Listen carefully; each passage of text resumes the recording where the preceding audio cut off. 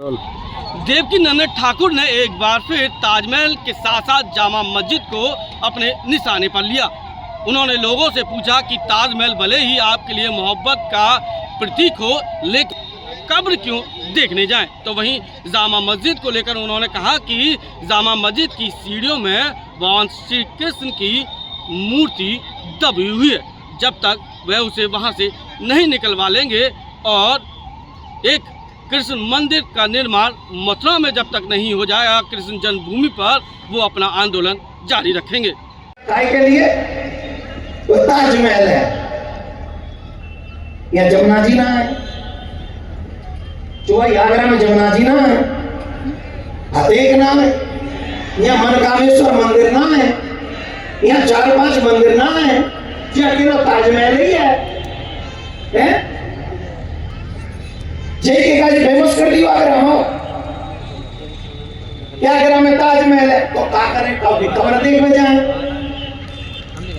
हम इतने फिरिए जो कभी कब्र देखेंगे। अरे जिन्हें शौक है जाओ देखो, आई डोंट केयर।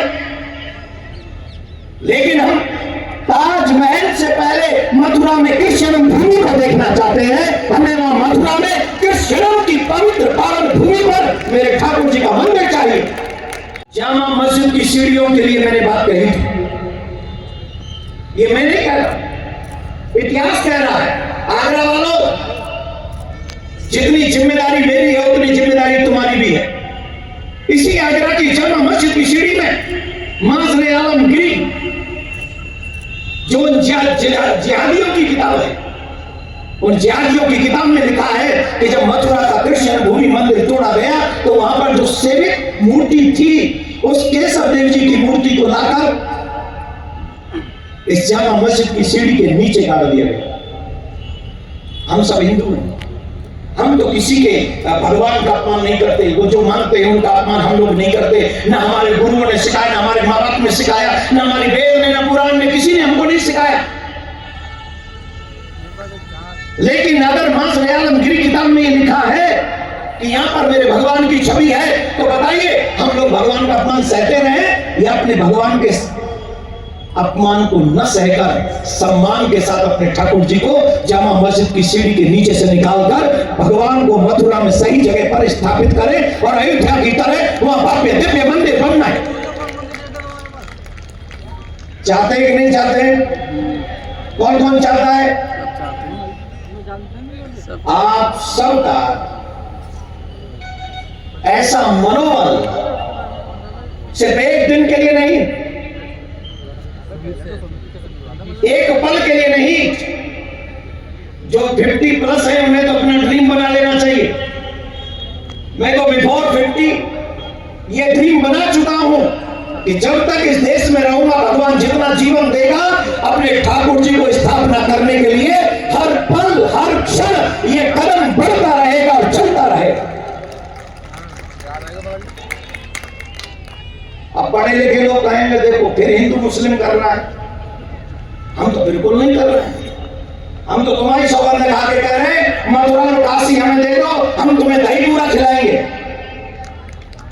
मुसलमान भाइयों को दही पूरा खिलाएंगे। दही पूरा जानते हो नहीं है?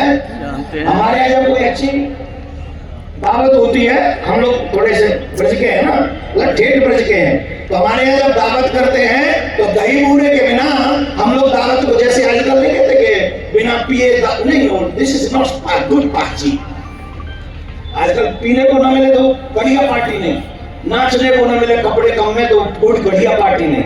वैसे ही हमारे यहाँ दही और बूढ़ा ना मिले तो हम लोग उसे अच्छा दावत नहीं मानते हैं। हमें दे दो कृष्ण भूमि, हमें दे दो काशी विश्वनाथ, हम प्रॉमिस करते हैं कि तुम्हें दही बूढ़े की दावत देंगे।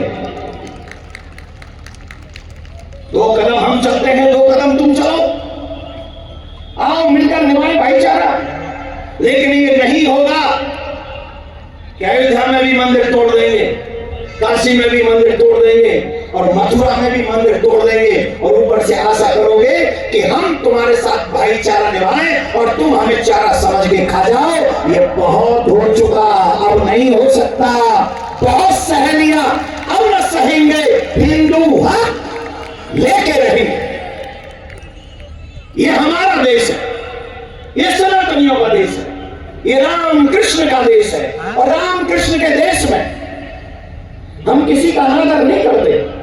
हमारे पूर्वजों ने सिखाया है, अतिथि देवो, नहीं तुम्हें भी बोलना है, अतिथि देवो। हम अतिथि का स्वागत करते हैं, लेकिन कोई अतिथि हमारे घर को अपना घर मान के हमें घर से निकालने की प्लानिंग कर रहा हो तो बताइए हमें क्या करना चाहिए? जवाब दीजिए। अभी मैं देश की बात कर रहा हूं, तो आपकी समझ में नहीं आ रहा होगा। ईमानदारी से सोचो, जब तुम्हारे घर में कोई गेस्ट आके बैठ जाए और फिर कहे get out from here, this is my house, फिर क्या करोगे? जवाब दो, क्या करोगे? अच्छा, फिर आप सोच रहे होगे, अरे महाराज अभी तुम्हारे देश में ऐसा होने वाला नहीं है, फिर हमें डरा क्यों रहे हो? जितने भी कुर्सी पे बैठे जवान जैकेट पहन के, लिसन टू मी अटेंटिवली, ध्यान से सुनिए। कई लोग कह रहे हैं कि अभी तो ऐसा माहौल नहीं है, आप ऐसी बात क्यों कर रहे हो, आप डरा क्यों रहे हो? तो ध्यान से सुनो, भविष्य का निर्माण वर्तमान की कंडीशनों को देखते हुए, उनका चिंतन मनन करते हुए, आस पड़ोस की स्थितियों को समझते हुए, तब हमें भविष्य के निर्माण का चिंतन करना चाहिए। यस और नो? जवाब दो, हाँ या ना? पक्का? अब मैं आपसे पूछता हूं, अफगानिस्तान में कितने बच्चे हो?